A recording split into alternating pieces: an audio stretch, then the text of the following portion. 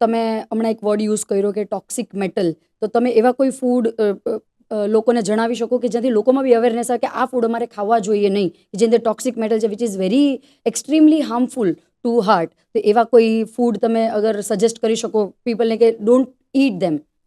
First તો સૌથી વધુ ખરાબ તો જે બહારથી તળેલું, કે જે બહારની લારી પર મળે છે એ કોઈ બી તળેલી વસ્તુ, એની અંદર પછી જલેબી આવે કે પછી વડાપાવ આવે કે પછી ફાફડા આવે, એ બધી જ વસ્તુની અંદર ટ્રાન્સફેટ વધુ હોય. ઇનડાયરેક્ટલી કહું તો ટ્રાન્સફેટ વધુ હોય. આ ટ્રાન્સફેટ છે ને એ હૃદયની નળીમાં સીધું જ ચોંટી જતું હોય છે, એટલે એનાથી સીધું બ્લોકેજ જ બને. અને આ બ્લોકેજ જ્યારે ફાટે ને એટલે સીધો એટેક આવતો હોય. ડોક્ટર, તમે તો ગુજરાતીઓ પાસેથી એમનો નાસ્તો લઈ લીધો જલેબી અને ફાફડાનું નામ લઈને. ઘણા વર્ષોથી બધા ખાય છે, પણ આજે અમે એ અવેરનેસ માટે જ આવ્યા છીએ કે જેનાથી તમને ખબર પડે કે આપણે જે બહારનું વસ્તુ ખાઈએ છીએ એનાથી જ હાર્ટ બ્લોકેજ બનતા હોય છે.